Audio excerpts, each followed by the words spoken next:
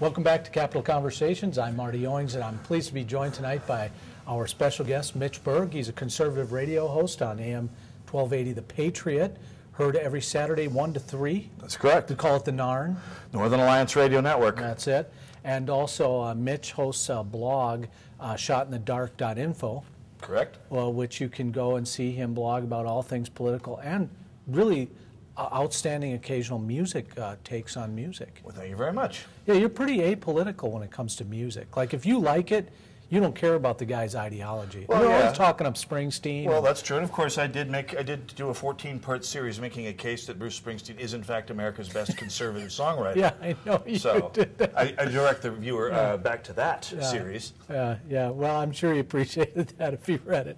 But listen, he loved it. Lots going on up here, and let's talk about, first of all, we're getting down to crunch time on the budget. Looks like the DFL is going to go forward with a pretty substantial budget. Matter of fact, more than what the governor is actually calling for. There's a shock. Some of this tax is going to land on the fourth tier, as they call it, or the wealthiest Minnesotans. Some things that were controversial have been dropped. The B2B taxes, a few others. What are you hearing out there, on your blog and the show? What's your take? Yeah, for starters, the B2B tax coming and going, well, that was certainly a savvy enough move, either putting it in and pulling it out to look more moderate or just pulling it out in and of itself was a good marquee move to make the administration and the Democrat majority look a little less spendthrift.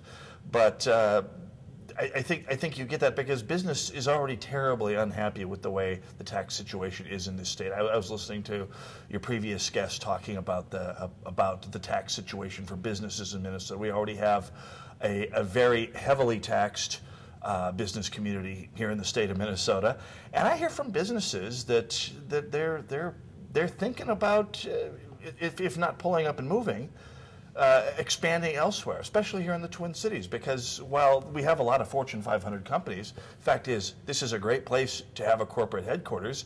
It's a great place to live if you're a CEO and you can afford to go to the Guthrie and hang out and do and the tax burden is a fairly minor thing to you. But you'll look at where companies like 3M and Ecolab and Medtronic are building their plants and moving their manufacturing jobs.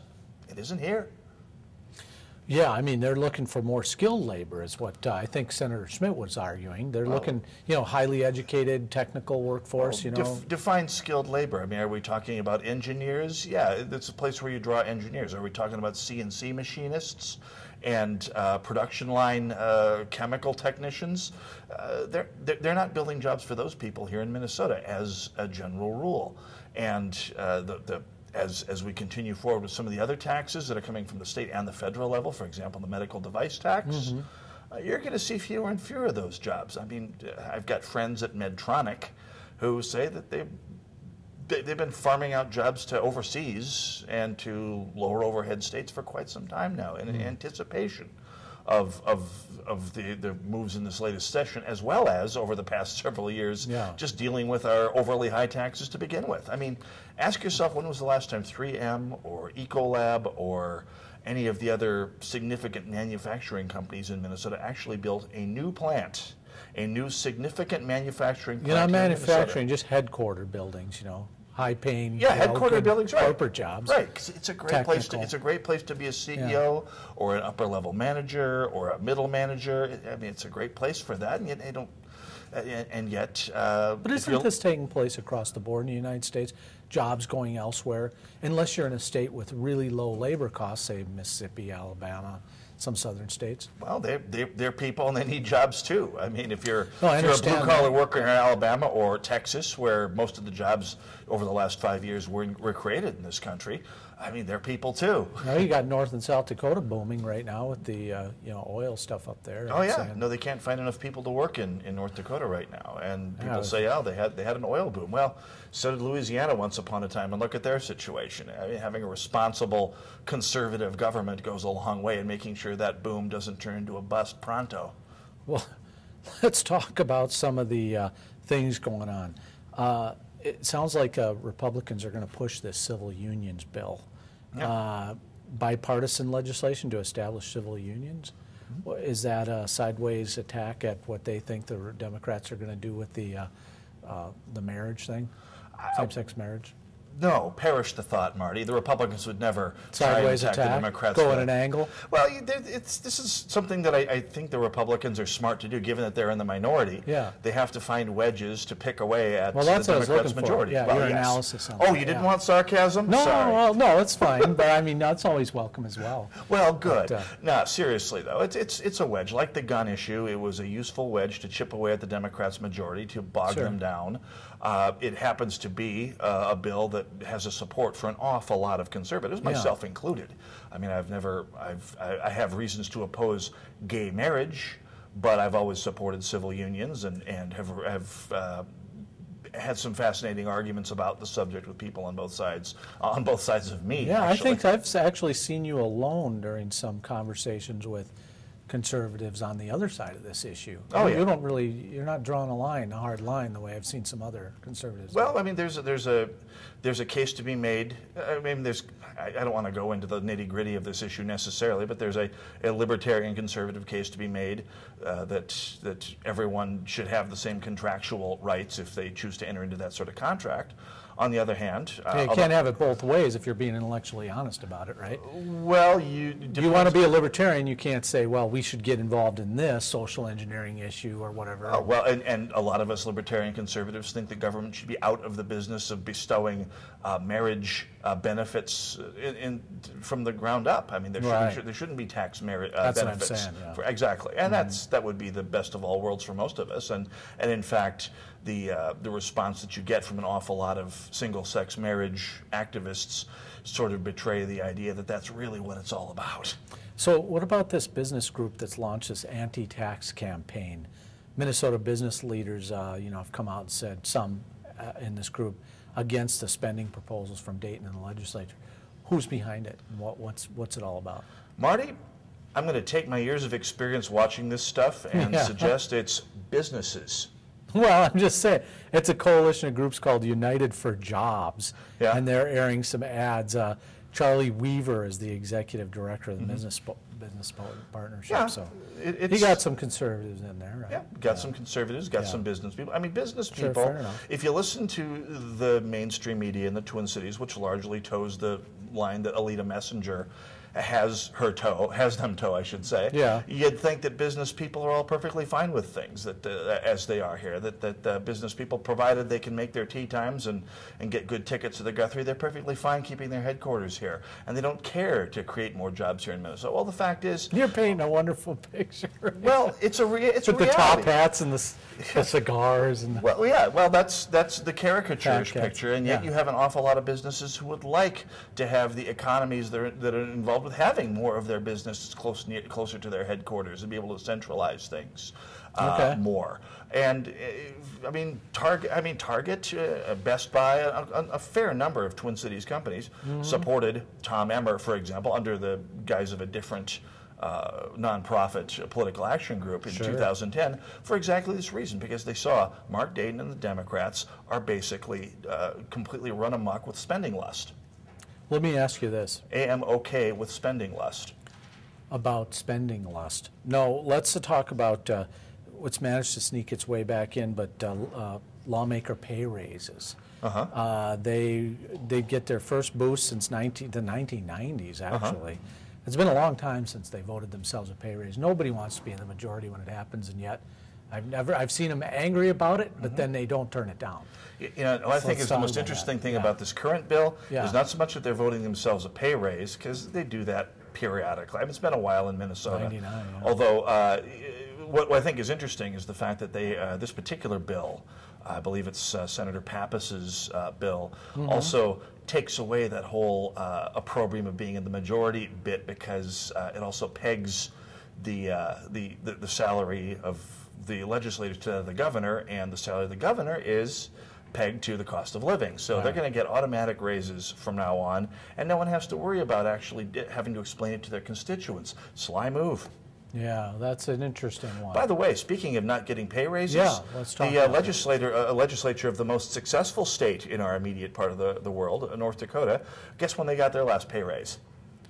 I have no idea. 1889. It's still $5 a day, and they meet every other year. Yeah, and they get per diem, right? they get per diems, but it's still $5 a day. Let me ask you this question, though. You characterize it as the most successful state in our region. I do. Yeah, but there's a number of measures. I've been in North Dakota, and that's where they send people from hell when it's overflowing.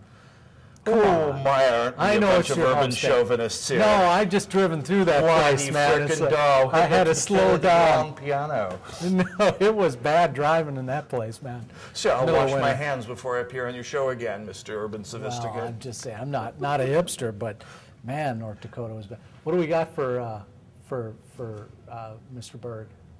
Right now, we don't have anything from Mr. Berg specifically, but we could ask Mr. Berg, there are a bunch of questions about the gun laws. Yes. That are coming up right now. Sure, he loves to talk about guns. So one of the things is, Nikki Hurdle would like to know if you think that anything should be restricted. So things like just because underneath the... Grenade launchers, yeah, exactly. Grenade launchers, low-yield nuclear weapons. Well, I mean, there's two. First of all, that's one of the left's most, and thanks for the question, whoever it was out there, and Ms. Her, Mr. and Ms. Her. Anyway, I mean, that's a fairly manipulative straw man, the idea that the Second Amendment movement doesn't want to restrict anything. We want, I mean, the NRA, for example, was behind the NICS database, which has been a useful bill in terms of keeping guns out of the hands of people who shouldn't have them for this past 20 years. It's one of the great pieces of bipartisan legislation. It was the NRA joining with the likes of Paul Wellstone back in the 1990s. Yes, we do have existing and probably relatively sensible laws regarding keeping explosives and fully automatic weapons and grenade launchers and rocket launchers and artillery out of the hands of civilians that don't have the permits to own them. And by the way, you can get the permit. And in 80 years of needing these permits, there's been exactly one felony committed with a legally owned fully automatic machine gun. It was a cop. So yeah, I do favor restrictions. I also favor those restrictions impacting criminals rather than the law-abiding citizen. But there's, just to completely turn the straw man around here, and again, not to insult the person asking the question, but let me ask you this. I'm a law-abiding citizen. I've never stolen so much as a candy bar in my life. I will not confirm nor deny that I have firearms or a carry permit, but let's just say that I'm a fully law-abiding person as I sit here with no firearms on me. Now, if you were to give me your old M203, Marty, or a flamethrower, or a satchel charge, or a thermonuclear device, do you think I would be suddenly overcome with overpowering bloodlust and need to go and use them on someone? Probably not. Yeah, I hope not. So while I do favor limits, especially limits that on extraordinary weapons like nuclear weapons or C4, or and I think there's legitimate reasons to restrict access to, say, ammonium nitrate fertilizer, which is a really legitimate threat. Ask the person who used to blow things up with them back in high school. Yes, of course I favor, and most Second Amendment supporters favor restrictions on extraordinary weapons, while asking the question, really, what do you get with these extraordinary restrictions, extraordinary weapons, blah, blah, blah. Yes. Yeah, well, Boston, we saw what happened in Boston yesterday, the tragic events that unfolded there. But and bombs are illegal. Right, yes, bombs are. I don't think it deserves to connect the two issues. It's totally a different situation, but tell it to Barney Frank. Right, I understand there's some conversation around that, but obviously people are, every time there's a Sandy Hook, or the stakes are raised. Now the parents from Newtown are down and talking to Congress about what are you going to do to start, Some of them are. The majority of them. The ones that have spoken out in favor of the Second Amendment were somehow not invited, and there were a few. Well, they're on the other side of the issue, obviously, right? Well, of course they are. Yeah. Well, by the way, I like when people talk about Yeah. Sandy Hook, which of course is a horrendous tragedy and one that tugs at the heartstrings of everyone who is a parent, and I have a couple kids of my own, as well as a Second Amendment supporter. Yeah. The fact is, people have completely ignored the fact that 3 days before Sandy Hook, there was a similar incident in Portland, Oregon, at the Clackamas Mall. A fellow walked in with an AR-15 and a couple hundred rounds, fired 60 shots, killed 2 people before he was confronted with someone with a carry permit and a legally owned Glock. And as often happens with these mass shooting situations, without a shot being fired, the shooter, his fantasy interrupted, decided to retreat, as they often do, as the police teach they usually do, retreated into a store and shot himself, ending a shooting that could, given the amount of ammunition the guy was carrying, gone on a lot longer and taken a lot more lives. Yeah. Okay. Well, I hadn't heard that angle on the story, but that's... You didn't find that in the mainstream media. I didn't see it. I didn't see it. Shut my mouth. I'm not saying it didn't happen. But okay, Mitch, what do you got going on now? I mean, we're going to wrap up here. What's going on with you? What's going on right now? I'm involved in working on enhancing the fortunes of the Republican Party in the 4th CD in St. Paul. Ran a piece a couple weeks ago showing that, leaving aside the Democrats' extraordinary turnout numbers this last election, Republicans in St. Paul actually had the best turnout they've ever had. And against less superhuman Democrat turnout numbers, it would have been one of those cycles that might have made people sit up and go, huh, maybe there's a future for the GOP in St. Paul. Off to doing that right after I get out of here tonight. Well, I'm going to let you go because I know you're in a hurry, but you got a new chair, Jim Carson. former representative, well, and your 4th CD, but former Keith Downey, Representative yes. Keith Downey. Will he take the party in a different place than Tony Sutton? Clearly, that's what's on the agenda. I mean, it's not the same guy in a different suit. Very different guy. I mean, I say what you will about Tony Sutton, but Keith Downey is a business guy, an accountant, the turnaround guy. He's less of an entrepreneur and more of a technician. And I think electing him was pretty much just a business hiring decision on the part of most of the Central Committee. I see. So it was, and I think it'll be a very different direction indeed. Very well. Well, you can catch Mitch Berg at shotinthedark.info or every Saturday from 1 to 3 on AM 1130. 1280. 12, what did I say? 11? You said that's the a other sports station. channel. I apologize. It's the boutique talk station. Yeah, that's right. We 1280 AM, The Patriot. There you go. Appreciate you being on tonight. My pleasure. All right. I just want to say thank you to our previous guests, Senator Matt Schmidt and Representative Steve Druskowski, for being our guests tonight. Don't forget to follow us on Twitter at MinCap News and on Facebook at Capitol Conversations. If you send us a question, we'll ask it on the show, just like we did tonight. For more political news and analysis from the Capitol, tune in every Wednesday at 7:30 to KFAI 90.3 FM, where I spend about 10 minutes covering politics up here. And don't forget to check us out at mncapitalnews.com. That's mncapitalnews.com. We had media production assistance from Cliff Dahlberg. Our producer is Catherine Laudenslager. I'm Marty Owings. So long, everybody. We'll see you at the Capitol. Good night.